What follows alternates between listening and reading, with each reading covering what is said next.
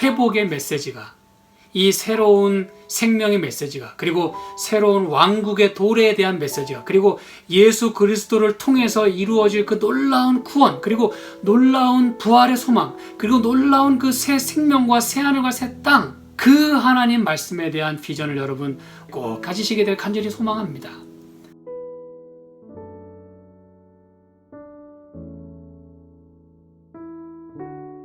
오늘 함께 나눌 호세아 말씀은요, 13장 9절부터 16절까지 마지막 절까지 보도록 하겠습니다. 오늘 이제 9절부터 있는 말씀은 그들이 결과적으로 당하게 될 그런 심판의 이야기를 계속해서 하고 계십니다. 좀 가능한 피해가면 좋겠는데 하나님이 피할 길을 다 제시해 주시고 또 살 길을 주셨는데도 그들은 끝까지 광야의 그 들짐승들을 만나는 그 길로 계속해서 가려고 하는 거예요. 이스라엘아, 내가 패망하였나니 이는 너를 도와주는 나를 대적함이니라. 하나님은 우리를 늘 가까이 하시는 분이신데, 그렇죠? 팔로 안으시고 또 어깨에 메시고 그리고 친히 손을 잡고 인도하시는 분인데, 바로 그런 자를 대적하게 되는 그 이스라엘의 모습을 보게 됩니다. 전에 내가 이르기를 내게 왕과 방백들을 주소서 하였느니라. 내 모든 성읍에서 너를 구원할 자 내 왕이 이제 어디 있으며 내 재판장들이 어디 있느냐. 내가 분노함으로 내게 왕을 주고 진노함으로 패하였노라 라고 말씀합니다. 우리는 일전에도 이 말씀을 인용을 하면서 그들이 하나님을 따르지 않고 버린 결과가 그들의 왕을 달라는 것이었어요. 참 정치를 잘하고 하나님께로 인도하는 그런 그 왕들이었으면 참 좋았는데, 죄다 교만하고 우상숭배하고 이제 그런 그 왕들이 계속해서 일어나는 모습을 하나님이 보시면서 이제 그들에게는 아수르의 그 공격이 얼마 남지 않았어요. 하나님 보실 때는 그게 뻔합니다. 그런데도 끝까지 하나님 말고 다른 것을 찾는 것이에요. 이게 이제 제가 뒷부분에 한번 더 살펴보겠습니다만, 너를 구원할 자 내 왕이 어디 있느냐? 이렇게 where 이라고 묻습니다. 여기 이제 뒤에도 예를 들어 14절에 보면 사망한 내 재앙이 어디 있느냐, 음부야 내 멸망이 어디 있느냐, 이렇게 where 이라고 묻습니다. 근데 이제 요 where 이라고 묻는 요 의문사는 이제 어떤 단어와 이렇게 비슷하냐 하면 내가 그렇게 될 것이다 라는 단어와 아주 비슷해요. 예, 소리도 그렇고 모양새도 거의 똑같습니다. 그래서 두 가지로 번역이 될 수가 있겠어요. 어디 있느냐 라고 번역할 수도 있고 내가 그렇게 될 것이다 라고도 번역할 수 있다는 것이에요. 그렇다면 이거는 이제 어떻게 번역될 수도 있냐면, 도대체 너를 구원할 자 네 왕이 이제 어디 있느냐, 여기 이제 단수입니다. 네 왕이 어디 있느냐, 너를 구원할 참 왕 사실 없다는 거거든요. 그렇죠. 너희에게는 그런 왕이 없다는 거예요. 너희를 진정으로 이 상황에서 구원해 줄 왕은 없다는 거예요. 그래서 그거를 어떻게 또 해석할 수 있냐면 내가 그 왕이 되어주겠다. I will be thy king. 그래서 여러분, 이 두 가지가 같이 번역될 수 있음을 우리가 아는 것은 큰 은혜가 됩니다. 하나님 물으세요. 너희를 구원할 너의 왕이 어디 있느냐? 없어. 그렇기 때문에 내가 그 왕이 되어줄게. 나를 구하렴. 이렇게 이제 하나님께서 말씀을 하신다는 것입니다. 여러분 아시겠죠? 자, 12절. 에브라임의 불의가 봉함되었고 그 죄가 저장되었나니. 여기 이제 이 표현들이요, 불의가 이렇게 봉함이 되었대요. 그리고 그 죄가 저장이 되었답니다. 여러분, 저장할 걸 저장하면 얼마나 참 좋겠습니까? 그런데 그들에게 있어서 불의가 봉함이 되고 이게 어디 빠져나갈 데가 없는 거예요. 그게 어디 좀 없어질 수 있는 그런 여지가 없는 거예요. 그냥 꽉꽉 들이찼다는 뜻입니다, 여러분. 여기 이제 특별히 저장되었다고 하는 건 이 항상 신약에도 그런 표현이 항상 나옵니다만 우리가 지난번에 살펴봤고 이게 이제 창고에 넣는다는 거거든요. 그러니까 이게 treasure up 한다고 하는 그런 의미가 있어요, 여러분. 창고에 그 재물들을 차곡차곡 그냥 가득가득 채워 넣는 걸 말하는 것이에요. 다시 말하면 그걸 굉장히 소중하게 여기고 보물단지처럼 여긴다, 그 뜻입니다, 여러분. 소중한 걸 계속 간직하는 거예요. 계속 채우고. 근데 그들은 불의 그리고 죄가 그렇게 그들의 그 보물처럼 그렇게 차곡차곡 그들에게 쌓여갔다는 그런 의미인 것입니다, 여러분. 네. 그리고 이 분사 형태가 사용되는데, 이 분사 형태라고 하는 건 성경에서 계속 진행되는 어떤 그런 그 문법적인 의미가 있어요. 그래서 어떤 동사가 분사형이 사용이 되면 그게 이제 한순간에 이렇게 딱 하고 마는 게 아니라 좀 이렇게 계속 진행되는 거예요.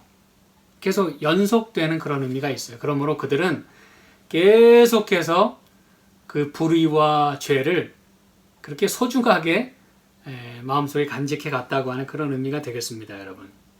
그리고 계속해서 말합니다. 해산하는 여인의 어려움이 저에게 임하리라. 해산하는 여인은 언제든지 어렵습니다, 여러분. 참 고통스럽고 힘이 들어요. 완전한 그런 상태가 아니에요. 매우 이 vulnerable, 매우 연약하고 깨지기 쉬운 아주 그 약한 그런 상태입니다. 그 상태 자체가, 컨디션 자체가. 그러면서 뭐라고 말씀하냐면 저는 어리석은 자식이로다. 때가 임하였나니 산문에서 지체할 것이 아니니라 그랬어요. 여러분, 이 산문에서 지체한다는 건 뭡니까, 여러분? 출산하는 과정에서 중간에서 멈춰버리는 거예요. 여러분, 이런 상태를 지금 비유하는 거예요. 그들의 모습에. 여러분, 얼마나 그 위험한 상태입니까? 그렇죠? 근데 참 감사한 것은 이 말씀을 하시면서 동시에 뭘 말씀하기를 원하시냐 하면, 여러분, 해산의 그 과정이라고 하는 건 매우 고통스럽고 또 죽음의 위협이 있지만 만약에 잘 출산을 하게 되면 무슨 축복이 생기게 되죠? 새로운 생명을 얻는 것입니다, 여러분. 그래서 이 해산하는 여인을 특별히 여기서 이렇게 언급한 것은 그 두 가지를 동시에 말씀하기 위한 것이었어요. 지금 너희들의 당할 형벌과 멸망은 분명해요. 해산하는 여인의 아픔이 있는 것처럼 두 말의 여지 없이 그건 정직하게 찾아온다는 것이에요. 그런데 동시에 하나님은 뭘 지금 계획하고 계시냐면 그 아픔 뒤에, 그리고 그들이 정말 잘 하나님께 순종하고 잘 견디기만 한다면, 이 모든 어려운 순간들을 하나님과 더불어 잘 이겨낼 수만 있다면 그들에겐 새로운 이 구원의 길, 새로운 어떤 생명이 그들에게 도래할 것을 말씀하기를 원하셨어요. 이것은 물론 훗날 이르러 올 예수 그리스도의 그 도래하심을 동시에, 그리고 예수 그리스도의 그 희생과 또 구원으로 말미암아 그분을 믿는 모든 자들이 겪게 될, 그리고 그들이 받게 될 상급, 이 부활, 새로운 생명, 이런 것까지도 지금 다 이렇게 내다보고 말씀을 하시는 거예요. 그렇기 때문에 여러분 14절에 이 말씀을 하시는 것입니다. 내가 저희를 음부의 권세에서 속량하며 사망에서 구속하리니. 그래서 여러분 이 말씀을 하시는 거예요. 끝까지 하나님을 불순종하면 멸망은 불보듯 뻔해요. 고통이 해산하는 연의 고통처럼 반드시 찾아옵니다. 그런데 하나님의 계획은 피해갈 수 없는 심판이 혹시라도 있다 할지라도 항상 그 이면에 피할 길, 살 길, 또 예수 그리스도로 말미암아 온 인류가 구원받게 될 그 길을 예비하고 계신다는 것입니다. 그래서 하나님 마음은 그들을 구원하는 것이에요. 음부의 권세에서 속량하고 사망에서 구속하는 것입니다. 그래서 사망아 내 재앙이 어디 있느냐? 음부야 내 멸망이 어디 있느냐? 뉘우침이 내 목전에 숨으리라. 이렇게 말씀을 하세요. 아까 말씀드린 대로 이 어디 있느냐라고 하는 것은 내가 그렇게 되겠다라고도 해석될 수 있다고 말씀드렸죠. 그래서 여기에서 하나님 뭘 지금 말씀하시냐면 사망아 네 재앙이 어디 있느냐, 이 말은 사망아 내가 너에게 사망이 되겠다 이 뜻이에요, 여러분. 그리고 음부야 내가 너에게 멸망이 되겠다 이렇게 말씀하시는 것입니다. 그럼 여러분 피해갈 수가 있겠어요? 못 피해갑니다. 이건 또 뭘 말해주냐 하면 지금 하나님께서 음부와 사망에 대하여 지금 하나님께서 재앙이 되겠다, 너에게 멸망이 되겠다라고 말씀하신 그 의미는 사망을 끝내시겠다는 것입니다. 음부의 권세를 끝내시겠다는 것입니다. 재앙을 끝내시겠다는 것입니다. 사망을 향해서 말씀하시기를 내가 너에게 재앙이 되겠다. 사망이 죽는 거예요. 그리고 음부야, 내가 너에게 멸망이 되겠다. 음부가 망하는 것입니다. 그러면 여러분, 이 음부의 권세는 없어지는 거예요. 여러분, 이게 바로 이 요한계시록 19장, 20장, 21장, 22장 계속해서 이어지는 그 마지막, 그렇죠? 이 천년기와 관련해서 이 모든 악의 세력을 멸망시키는 바로 그때 사망을 불못에 집어넣는다 그랬어요. 그게 바로 second death, 둘째 사망이라 그렇게 성경은 표현합니다. 여러분, 사망을 죽이는 거예요. 불못은 여러분 영원히 타는 그런 불못이 아니고 완전한 소멸을 말할 때 이 불을 성경에서 항상 불의 형벌을 내렸어요. 그렇죠? 그래서 사망을 불못에 던진다고 하는 것은 그냥 사망을 끝내시겠다는 거예요. 더 이상 사망이 이 땅에 온 우주에 존재하지 않도록 하나님이 하시겠다는 것입니다. 그게 바로 둘째 사망의 의미예요. 모든 것이 소멸하는 것입니다. 악인이 소멸하는 것이에요. 죄가 끝나는 것입니다. 지금 여러분, 하나님께서 놀라운 말씀을 하고 계시는 거예요. 어디까지 지금 하나님이 이걸 프로젝트 지금 하고 계시는 거예요? 마지막 그 천년기 이후에 구원받은 백성이 이 새하늘과 새 땅이 펼쳐지고 하늘에서 새 예루살렘 성이 내려오는, 그래서 영원히 죽음과 아픔과 슬픔이 없는, 사망이 없고 불순종이 없는, 고통이 없는 그러한 그 새로운 하늘과 새 땅, 그것까지 지금 하나님께서 지금 내다보시고 당신의 백성들에게 지금 거기에 눈을 돌리도록 지금 하나님께서 촉구하고 계시는 거예요. 여러분, 얼마나 놀라운 말씀입니까? 그런 말씀 한 번도 못 들어봤다고요? 지금 여러분, 하나님이 지금 이 구약 시대에도 이스라엘 백성들에게도 이런 말씀 하셨어요. 그들은 변명의 여지가 없습니다. 여러분, 못 들어서 모르는 게 아니에요. 안 들어봤기 때문에 순종 못하는 게 아닙니다. 여러분, 참 이게 여러분 하나님의 자비이고 하나님의 은혜입니다. 여러분, 피해갈 수 없는 그 심판 꼭 그렇게 받지 말고 내가 그 사망 끝내줄 테니, 내가 그 고통을 이제 끝내줄 테니, 이게 바로 하나님의 메시지인 것이에요. 사망아, 너의 재앙이 어디 있느냐? 없다는 것이에요. 음부야, 내 멸망이 어디 있느냐? 뉘우침이 내 목전에 스물이라. 하나님이 하시는 일에는 후회함이 없어지다는 뜻이에요. 여러분, 뉘우침이 없다는 것은 하나님께서 그렇게 결정하시고 하는 일에는 반드시 그 뜻이 이루고 모든 것이 선하게 이루어진다고 하는 걸 여기서 말씀하기를 원하는 것입니다. 그래서 여러분, 저와 여러분이 하나님 말씀에 순종하고 하나님을 나의 구세주로 모시고 사는 한, 고린도전서 15장에 이렇게 말씀하지 않았습니까? 여러분, 잘 알고 계시죠? 우리 54절 55절 볼까요?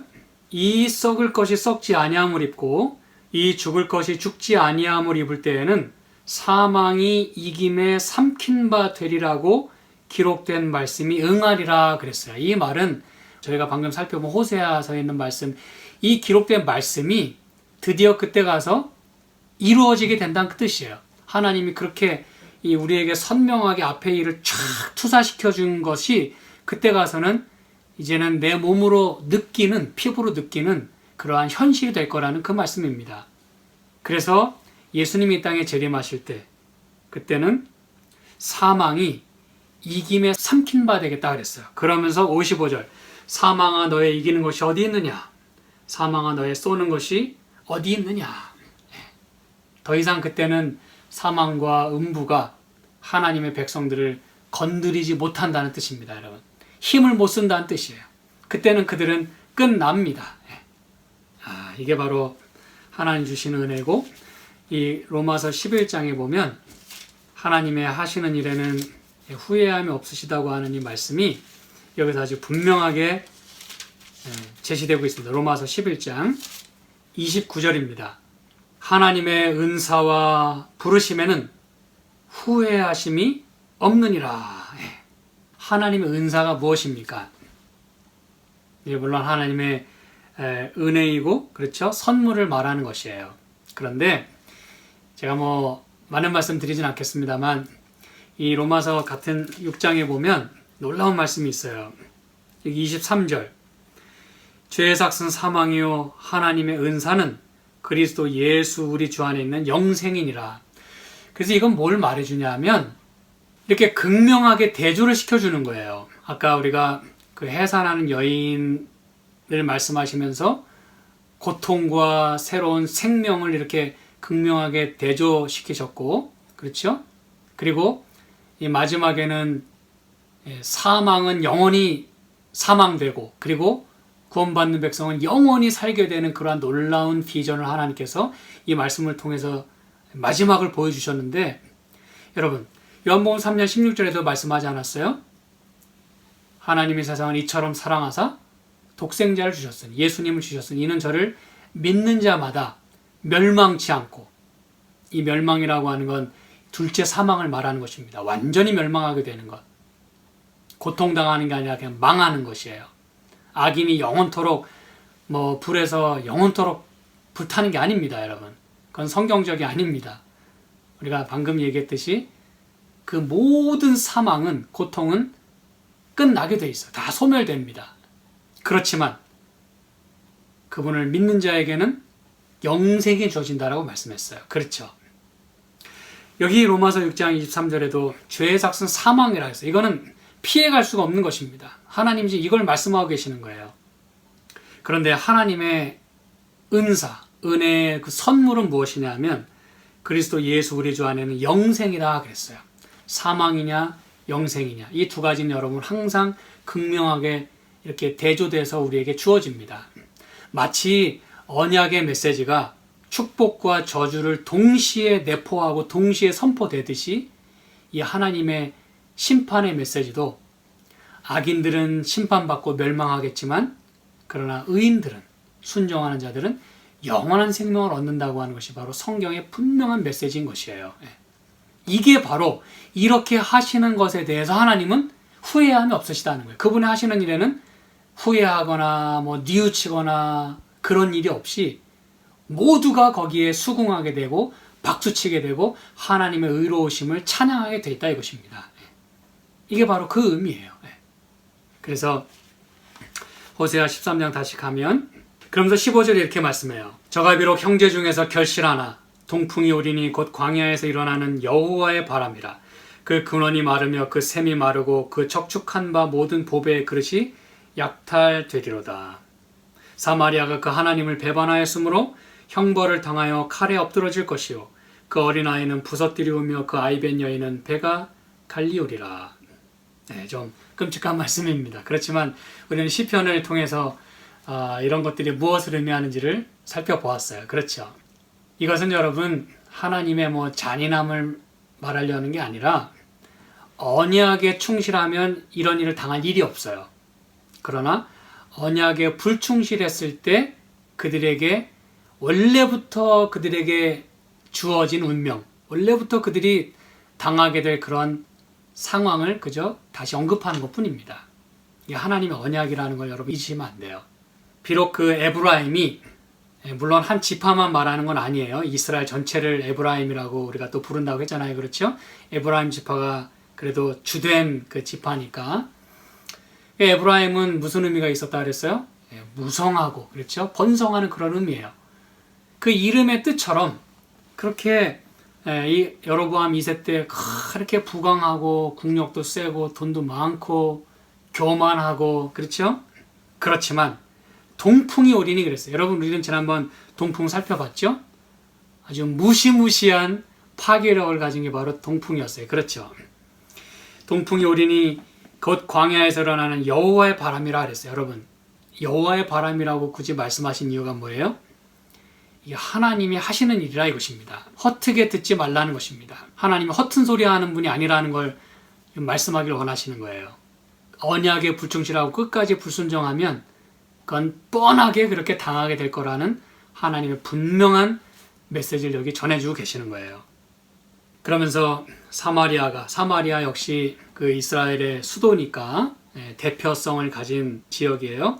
사마리아가 그 하나님을 배반하였으므로, 여러분 이유는 분명합니다. 하나님이 이렇게 하시는 데는 분명한 근거가 있어요.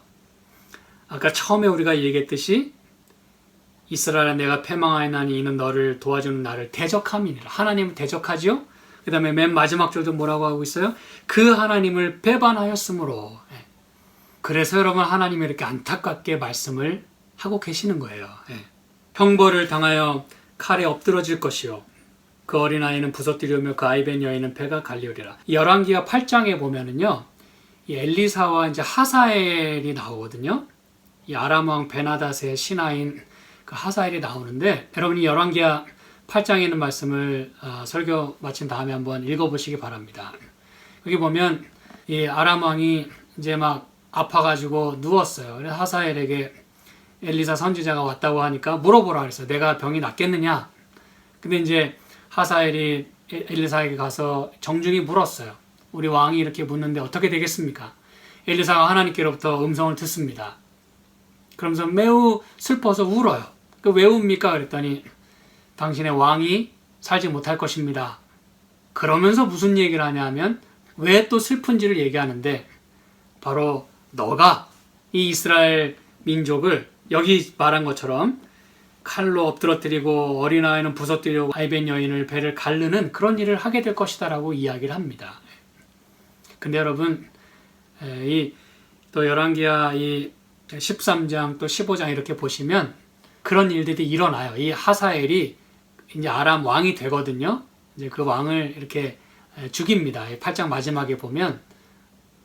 그리고 나서 그가 왕이 되는데 결국 이 이스라엘 민족을 끊임없이 괴롭히는 그런 사람이 되었어요. 그러니까 엘리사가 하나님이 그를 통해 말씀한 게 그대로 이루어졌어요. 그래서 여러분 지금 이 이야기는 그들에게 있어서 매우 실제적인 이야기임을 또한 말씀하길 원하시는 거예요. 과거에 이런 일들이 있었거든요. 그리고 또 앞으로 또 그렇게 또 될 거예요. 그리고 이것은 다시 말씀드리지만 언약에 근거한 것이기 때문에 그들의 컨디션에 따라 얼마든지 이런 일들은 일어날 수 있다는 것입니다, 여러분. 제가 오늘 이제 말씀을 마무리하겠습니다. 이렇게 앞뒤로 그들이 하나님을 대적하고 또 배반하고 이런 어마어마한 그 아픔을, 그 멸망을, 또 심판을 그들이 당하게 될 거예요. 하나님 그거를 분명히 내다보셨기 때문에 그들에게 지금 살 길을 제시하고 계십니다. 내가 저희를 음부의 권세에서 속량하며 비록 사망이 그들에게 이르러 온다 할지라도 내가 그들을 구속하리니, 이게 여러분 하나님의 의지라는 걸 꼭 잊지 마시길 간절히 바랍니다. 그러면서 분명히 말씀하셨어요. 사망아, 네 재앙이 어디 있느냐? 음부야, 네 멸망이 어디 있느냐? 사랑하는 여러분, 하나님의 이 회복의 메시지가, 이 새로운 생명의 메시지가, 그리고 새로운 왕국의 도래에 대한 메시지가, 그리고 예수 그리스도를 통해서 이루어질 그 놀라운 구원, 그리고 놀라운 부활의 소망, 그리고 놀라운 그 새 생명과 새 하늘과 새 땅, 그 하나님 말씀에 대한 비전을 여러분 꼭 가지시게 될 간절히 소망합니다. 그리고 혹시 우리에게 불의가 있거나 혹시 내가 소중하게 여기는 그런 죄가 있다면 기꺼이 하나님 앞에 내어놓고 용서를 경험하시길 간절히 바랍니다. 반드시 필요합니다, 여러분. 이 불의가 봉함되고 죄가 우리 속에 저장이 되면 안 돼요. 우리가 그걸 소중히 여기면 안 됩니다. 그래서 기꺼이 내려놓고 하나님의 언약을 생각하고 하나님의 메시지를 기억하시는 가운데 하나님을 우리가 올바로 믿기만 해도, 그렇죠? 하나님께 우리가 순종만 해도 영원한 생명이 우리에게 이르러 온다고 하는 이 말씀, 우리가 하나님 믿다가 죽는 일이 있다 할지라도 거기서 끝나는 게 아니라 우리에겐 부활의 소망이 있고 하나님께서 반드시 사망을 잠식시키시고 그리고 음부를 마침내 불못에 던지시는 그러한 때에 우리는 영원한 생명을 얻게 될 것이라는 것입니다. 저와 여러분이 오늘 그 말씀을 붙들므로 인해서 우리의 생명이 하나님 안에 감추어져 있고 그리고 마침내 이런 놀라운 희망과 또 새로운 언약과 새 생명의 약속이 오늘 우리에게 꼭 이루어질 수 있기를 간절히 소망하며 말씀을 마치겠습니다. 함께 기도하시겠습니다. 하나님 아버지, 이 안식일 저희가 맞이하면서 주님 앞에 우리의 죄를 먼저 고백하기를 원합니다. 우리 각자의 죄가 다 있을 것입니다. 하나님, 우리가 지금 이 기도를 드리는 이 순간에도 그리고 이 기도가 마친 이후에라도 하나님께 드리는 우리의 회개의 기도, 용서를 구하는 기도를 들으시고 우리를 정결하게 하여 주시옵소서.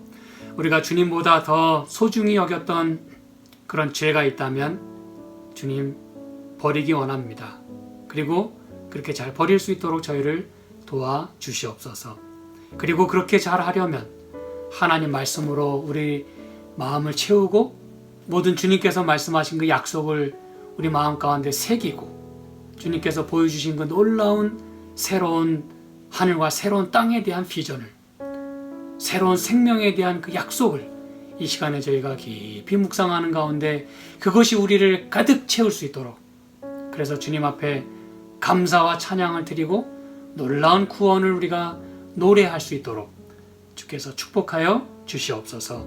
이 저녁 저의 모든 지친 몸과 마음을 주께서 어루만져 주시고 주님의 안식과 평안이 우리의 마음을, 우리의 생각을, 우리의 몸을, 우리의 가정을, 우리 교회를, 그리고 고통당하는 우리 이웃을 주께서 어루만져 주시고 또 터치해 주시고 또 그렇게 채워 주시기를 예수님의 이름으로 간절히 기도드립니다. 아멘.